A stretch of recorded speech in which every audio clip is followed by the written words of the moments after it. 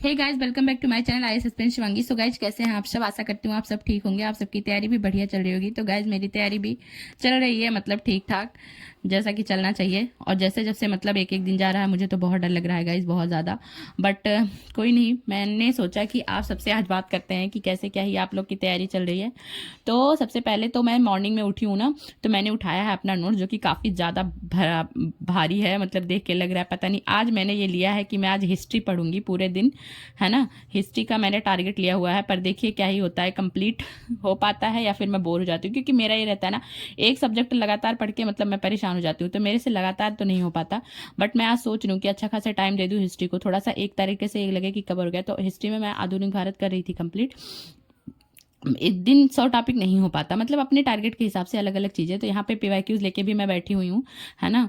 Book का भी दृष्टि का, क्योंकि देखते रहते हैं थोड़ा सा। अगर मैं नोट से बोर हो जाती हूँ, नोट्स पढ़ के वो टॉपिक, तो उस टॉपिक के पीवाईक्यूज देख लेने से थोड़ा सा मतलब लगता है कि हाँ, चीज़ें मतलब थोड़ा सा इंसान बोर भी नहीं होता और अलग तरीके से अपना तैयारी कर लेता। तो आप सबकी तैयारी कैसी चल रही होगी?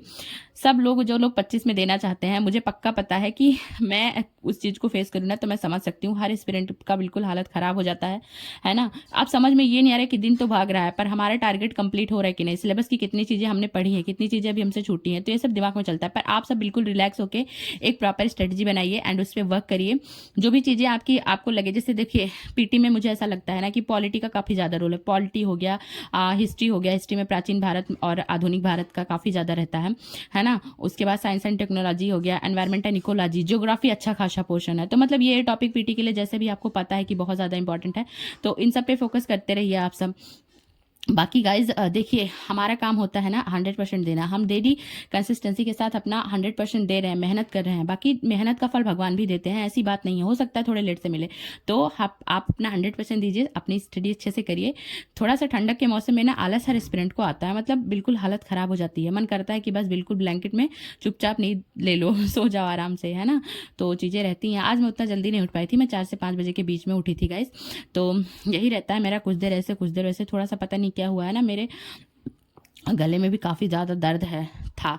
मतलब ऐसे बोलने में नहीं, ऐसे जैसे होता है नहीं, झुकाए झुकाए सिर में दर्द होने लगता है, उस तरीके से सर्वाइकल वाला। तो मतलब उसी वजह से और प्रॉब्लम हो रही थी मुझे। बट फाइनली, जैसा कि मैंने आप सबसे कहा है कि मैं आज पूरे दिन यही कर रही हूँ, तो कभी पीवाईक्यूज देख रही हूँ, कभी नोट्स रिवाइज कर रही हूँ। इतना मतलब ये डिस्ट्रिक्ट के सर ने पढ़ाया हुआ है, आधुनिक भारत काफ़ी अच्छा सर ने समझाया हुआ है, बट ये नोट्स काफ़ी ज़्यादा बड़ा हो गया। तो मैं सोच रही थी जिसका पास में उधर आता जाएगा, और सारा सब्जेक्ट रहेगा, अभी करंट अफेयर भी मुझे कवर करना है, तो मैं इतना हैवी नोट नहीं रिवाइज कर पाऊंगी, शॉर्ट नोट्स ही पढ़ूंगी। तो आज अच्छा खासा टाइम इसको दे देती हूँ।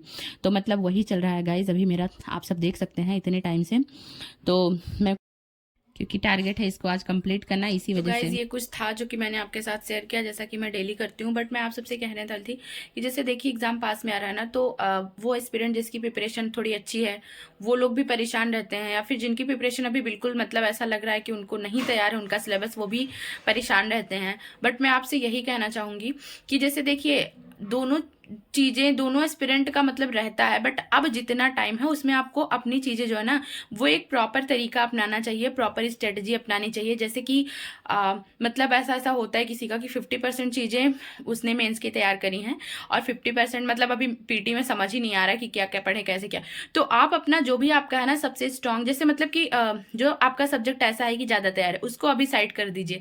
जो सब्जेक्ट ऐसा है कि अभी आपने टच भी नहीं किया है, जैसे पीटी के लिए और इम्पॉर्टेंट है, तो उसको थोड़ा टाइम दीजिए। जैसे बहुत सारी चीज़ें हैं इस टाइम पे, क्योंकि जीएस तैयार करो एक तो समझ में आता है, यार पॉलिटी पढ़ो तो ऐसा लगता है कि साइंस एंड टेक्नोलॉजी नहीं पढ़ पा रहे हैं, साइंस एंड टेक्नोलॉजी पढ़ो तो ऐसा लगता है हिस्ट्री छूट रहा है, कभी ज्योग्राफी छूट रहा है, फिर अभी करंट भी कवर करना है, उसके बाद सीसैट भी है। तो मतलब बहुत सारी चीज़ें ऐसा हो जाता है। 2-3 कमेंट मैंने लिया था, तो उसमें था कि समझ ही नहीं आ रहा कहाँ से शुरू करें, कहाँ से खत्म।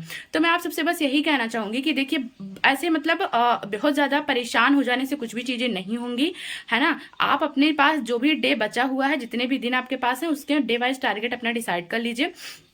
जैसे आप इतना कर दिए कि मतलब इतने दिन में मुझे एम रश्मिकांत कंप्लीट करना है, इतने दिन में मुझे अपने इसके शॉर्ट नोट्स बना के अच्छा खासा, अगर आपका शॉर्ट नोट्स अभी नहीं भी बना तो भी आप बना सकते हैं अच्छा खासा। आप मतलब 2-4 दिन का टाइम लीजिए, शॉर्ट नोट्स प्रिपेयर करिए, उसके बाद उसको बार बार रिवाइज करिए। तो आप अपने सब्जेक्ट के अकॉर्डिंग ना आप डे डिसाइड कर लो कि मतलब इतना दिन मुझे इस सब्जेक्ट को देना है, उसके बाद से मतलब मुझे केवल रिवाइज करने के लिए उठाना है ना। हर सब्जेक्ट को ऐसे डिवाइड कर लो पार्ट वाइज। मतलब कोई ज़रूरी नहीं है कि आपका तरीका, मतलब आपको अगर इससे बेहतर तरीका अपना सके तो और भी अच्छी बात है। मतलब मेरा जो है, मतलब बहुत बड़ा सिलेबस है, सबको पता है, सब बहुत वास्ट सिलेबस है। और अगर इसमें एक प्रॉपर स्ट्रेटजी बना के कोई भी एस्पिरेंट प्रिपरेशन नहीं करता है तो बहुत प्रॉब्लम हो जाती है। खास करके इतने दिनों से पढ़ते आ रहे हैं, फिर भी ऐसा लग रहा है कि भाई अब तो समय भाग रहा है, जब से जनवरी लगा है, तो प्रॉब्लम सभी को होती है। बट अगर इसमें आप अपना बिल्कुल अपने आप को ये रखिए, पॉजिटिव रखिए एंड कंसिस्टेंसी के साथ आप तैयारी करिए। बाकी तो देखिए मेहनत करना हमारे हाथ में है, ठीक है।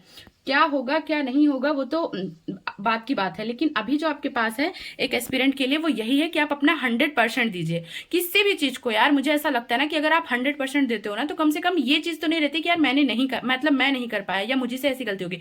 तो आप 100% दो। अब जितना भी टाइम बचा हुआ है उसमें, है ना, बेहतर एक प्रॉपर स्ट्रेटजी बना के हर सब्जेक्ट को, मतलब ये देखो कि हाँ आपके पीटी के लिए कितने ऐसे सब्जेक्ट है कि जिनको आप कितना टाइम दे रहे हो। फिर टॉपिक अभी आपको देखना, आप पीवाईक्यूज एनालिसिस करो, उसमें देखो कि कौन सा टॉपिक इंपॉर्टेंट है, किस टॉपिक से पूछे जा रहे हैं। 10 ईयर में कितने टॉपिक से पीछे जा, किस टॉपिक से पूछ ही नहीं रहा है बिल्कुल। कहीं ऐसा तो नहीं है कि आप उस टॉपिक को ज्यादा टाइम दे रहे हैं जिससे पूछा ही नहीं जा रहा है ना। तो आपको क्या करना है अब, मतलब ये चीजें सतर्क भी रहना है ना। ऐसा नहीं है कि कुछ भी पढ़ते जा रहे हैं, इस टाइम पे क्या पढ़ रहे हैं उससे ज्यादा इंपॉर्टेंट है कि क्या नहीं पढ़ना है ना। जब आप पीवाईक्यूज देखेंगे, अच्छा खासा सिलेबस देखेंगे, तो आपको ये एहसास पता रहेगा कि मतलब क्या चीजें ऐसी हैं जो कि ऐसा तो नहीं है कि आप कुछ भी उल्टा सीधा पढ़ रहे हैं। तो इस तरीके से तो आपका जो इंपॉर्टेंट है उस पर फोकस करना बहुत ज़्यादा ज़रूरी है, और साथ में साथ सीसेट जरूर करते रहिए। यही सारी चीज़ें मुझे आपसे बतानी थी गाइज। तो ठीक है फिर गाइज, अगर सब कुछ ठीक रहा तो मिलते हैं नेक्स्ट ब्लॉग में। तब तक के लिए आप सबका, मेरे सब वीडियो को आपको देखना है, फुल देखिएगा, और हाँ चैनल को सब्सक्राइब जरूर कर दीजिएगा अगर आप मेरे चैनल पर नए हैं, और वीडियो को लाइक ज़रूर करिएगा।